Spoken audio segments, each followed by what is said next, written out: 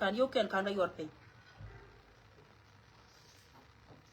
kine te kon te cha kam yo cha yo ken wada ka jem na ken ko ken goy ka je go won kuma na me te go ma wana ati gor ka je wo mete ka kuma min yo me be ba ba ngol yudra mana rode ka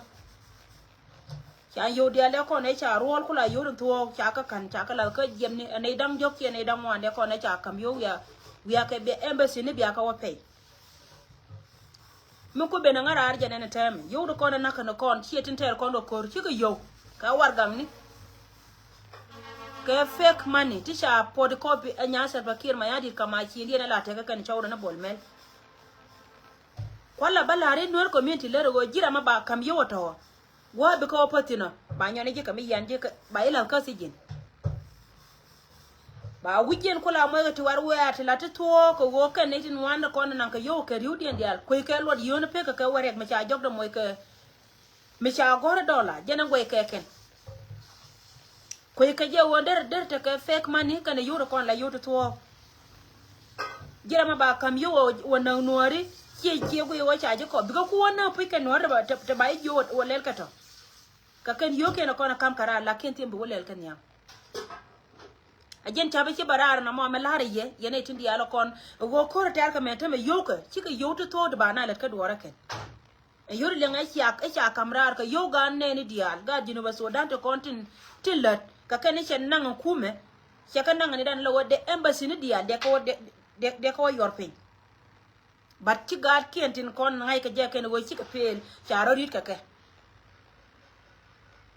ka yo di ala ko ne ci ku berare tam ro et wada na ma ci ndien ci alla da kane da ko ne ci al ka ji jani geng wo jalat cha yo ti fake man tu wan ta ka pod copy rai wai ka South Sudan tin ba tere ko me ka ba yu ne ka nore ba ne te ko ne ci ka Ugandese te ko ne cha yo ken ta ko lo kan la go yo te ko te cha nan e wale li embassy ni waya tanki no kamriya te ko ko te kariya ya pane wo yene ne me wo boka yoy ko cha ka jo kana e Uganda kontra ga chana sa makani yo ko longa Europenya chine ye bilo ko Uganda se ji letin kana ita ganga wai muno go jen point cha yo 7 million cha ka longa me cha ka je kan cha kam Uganda ni ala de ni Uganda te ko nga yenga te wai tin shi akula lenga te me shi jen go te kon te ka tin pinchen tanke na kam bor ka tanke na re wai ka juba te ganga wai kan cha kam yo 7 million US dollar cha ti to ti cha ga nyo kan cha ji embassy ni cha ga jo ya yor embassy ni pin che ke dun Kenya du Uganda du Rwanda te cha de ga ka cha na lingo go gor ko ba ka ga chine to wa pwat ka yo ken de tin anta men we chi yo ka chi ka tel ko wote gwa ma ko ka tin tunya wane da ne cha jela ala wo je ne jaram na ne bi ngwa ne bi ko wo gor bi yo la wo gor cha pen yo ko we cha nga ye ken wo ken cha le ni to ka te kon te reide jala no te ko ne de raw chang tin che ka jidwar mi chal ke Dubai la rin gatin cha ka pen yotin ci ko ndi ala ngai na ma kule be nga rar ka go yore ta ko ta ma ke fake money jin ga no ba ka ma bite tuntun ka bi ka te ji ba du na ko na wo to ka na ru ba war yang ngai ne go jin pointu go bi ko pakti no wi ka wanang buñ ba wana ni ka se jen kai lang go an cha ma na ma ba ila ka te jin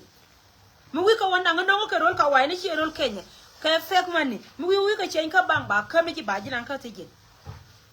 jene cha la na ma adu tal ko jene la de na ma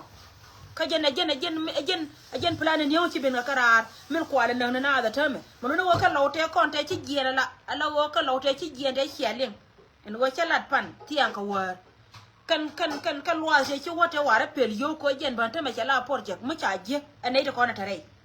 miki dorun ce ta ka kor mi cha ter cin cha kol ka ye la yana gor wo biya ko yanga je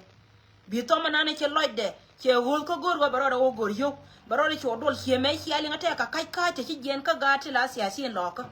ci ka kan dial batte ka tanke ne ci gen to tele medin mala je ka ni wa ci ka je ci wo ka salba ken ma di cha yoti amount me 300,000 cha wo request ka wurmi chalke salba ken ma yadi cha jo kama ne 300,000 US dollar baka gwandi ba baka jo wako tene ka opportunity ma wado ka je lon kan lani te kan iri cha ku lianga kan ti cha chu lar wa cha gwandi ba cha ko gwandi ba be cha la bor cha ra kanan ko lakini jaro ya cha ko wala harje wo jina mu gori je go bana ko ma longa da kon ga lo ko to wani mutune ka lwan bidene wo lon ka lani cejen moy ne ka yoti 300,000 bine gondi ba bine ko lo longa mine ko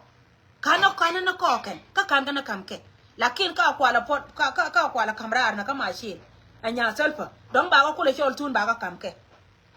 cejen mi ko jo jien tin ka ta charo dien je to kan jok ta na ka lo to chi mo ne ara mato to wo ka chol lo ko to nyam tel pakir ma yadi to wo malto ken bi ka jo jien ka kan ke na ba moto ba ka yo nya ka ma ba ka ben korwe ko won we ba we cha no yuru por ko ne ko we yor ka Uganda ba ka wo ka yi Afrika ka Kenya ba mo da ba ka wa ara bar ka Rwanda wa da bara bar tin ba ka ko bi da to on tam bara gor du ba kai ka karar lakin kai rari en chi kai rari mat ka kon a jena ba goy ne ke cha man ro kon ba o to no ro den go ta ga tin bara gor yu ba kai ka karar bika we moye ne ka yoko go kon baka na wako wana mo mu wa wo te ke lin kan wan yen kele chare je ka jamo ba ka cho je ka yo ke bika cho wa kai karar ka tan ken la wa rata ha wan wa rata ati cheje baya la lor mi che ka wono ajen pelen ci berar na mo mun no go mo wa ka cho kam kan yo 300,000 de chialin yen ga lo ko de kon to gwa ba mo changa panterin ma chalar chana jowo mo ko ben ga yoken ko men ta ma to wa chi korme chi koro ba ji ka longa ko cha wo chi ko chi ka dal ye chi ko chi ka dal cha ji ka longa ba ko lakin mate kala ma chi yo wo te ka ko ma ba kam ye biya ka ko wajen biya ro gor to gor yana da ke nyin ji no ba soda lakin ma balar ye go yo to nan ka ti ta mate kam ga nori wa ya gal ko na ti chi ka yo ro to ajen chaba cha ye na malawa ba ja ba ko ko ba la to la wo e do la cha ye ne ko la girgir bala ni pad ye ne na kan ya dia la mi yo ne bala ne padi na pat ne biling no wa chi dor ko tiar chi tel bakir ma yadit ko ajen we cha je kan siyasin ta Sudan ta me go telpa ko yo la kamrar ka je na mo bara ko pur ka ke ba ji chu go mata da ba go ji ma jira mana na wala ba ko bi ga yo chiya jen chap de ne cha je kan ka Norway ala go cha man liya chi ma na kien lakin ke le chi ko lo go along go nya tel bakir ma yadit cha kwa nya me pele pu I do tell Bakir Mayadi, I salute you, my sister. Continue. Again, a good kind of Rodian kind of shout on a ball milk, you did the Allen in La Cone now. Rudy and the Alon can quit for the covenant. She took it at a much about Atamaka University Sudan, Memolari, Yenny the corner to Corgo, a yachala ka yo to con tell Pachica to you, chica pale. Come at your pale, come and meet your pale, to tell one of you worked in.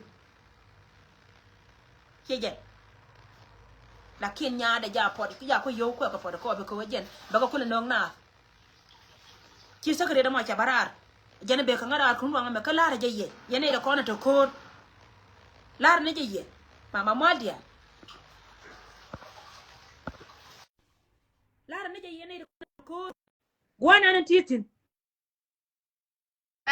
male nya de ne man de ma go siga lam nya da man wu to kem ni ka nyew ka ke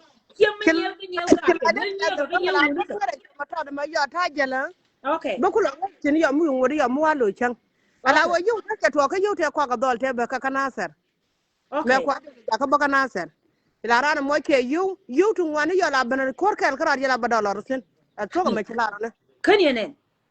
ala wo ka dial ta ga ya ne wo yu so pe mo da ko no mar mu di longa jiga ke ta ga se jena ta mane mi ka to ko no to ngan nga di ke to medan kanasar mi char kana mane amen kon alfode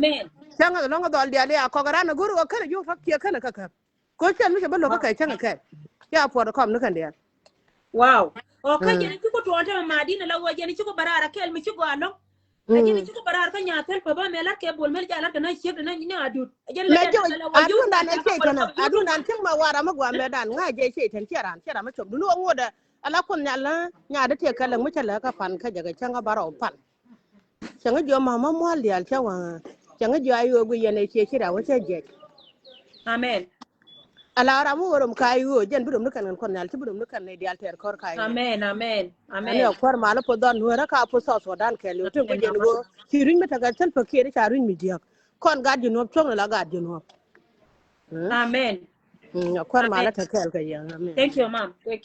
thank you mama thank you man de mambo ya jen ci ali ngaka mama mol dial cha gwalo ngochi mama mol dial cher chero de yore jen chabalat ke na ma we gwar nuor ka ngwan nuor kel we gwar jin ga nuor na ma ba ko ko yowo jin ga nuor na ba ko ko yowo jin ga nuor na ba ko ko yowo ngai ne tem bilel ka a ci wo ba ka jilam ko nuor ko kien lakin wo jin bu pe ne jin were ka point bu pe ne jin were ka a jen chabalat ke ken na mo ta me ci ma dia yen jogo mon ya ko nan den yana jana be ngara me ci ko no ko me chalien go le derode gore je baba la yene di al kon la lingwa mo na gar ko de pe ne te ci jien panaje ku metode ci jien panaje ka lo ka yote wari ko kan ka alat kana nya san pa baga kam ka sun lakin jira ba wa kam ka mare lo go ci ka ma ci ala bor chore ci lo dien tem ka tem kan yene nen bor chore ko je lemu we gwar bor chore ko je lemu bor chore ci ne ko ni chal ka jang dor mi chal ka barka dal ci ma ja ka wator ka bor chore lemu ha ci lo dien tem ka bor chore tem bor chore ja la ko yona nya tel pa ba ka ndong ja ba ka kap ka kit ba ka kap ka kit sun ba kap ka kit sun ajan chama cha je kan na makuma janga japel kuma wura michal kesel bakir ma yadi japel kana neke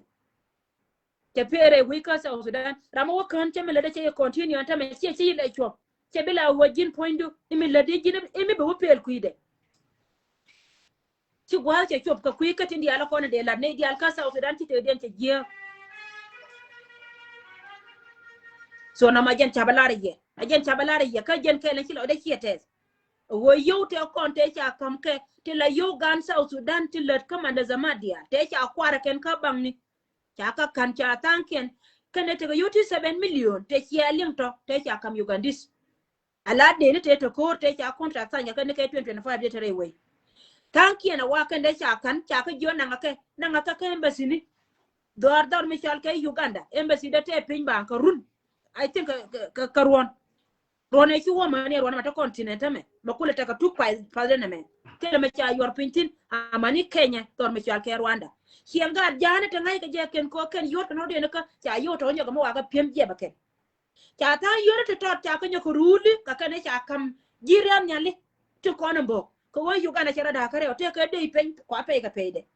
te ka de na ta nyala kula jiram ni pe kwa pe ka pe de chan yo dia li otenga ken mulo waju gal tan pati to ko ni cha to kan cha le ka account to goal ka je gor ba ka kamrar ko ngai ken wo ma bido ka chiot yena kuma be na ba ka zoom ko wajen cha we cha ban la ken lar ni ye lar wo yo to ko na ka na da tem che ka yen yaw dang wan che di te je ro lo ka ti cha mun la mo ga kami je ala cham je ti chon nyam telpa yo kuno kon ka ko bina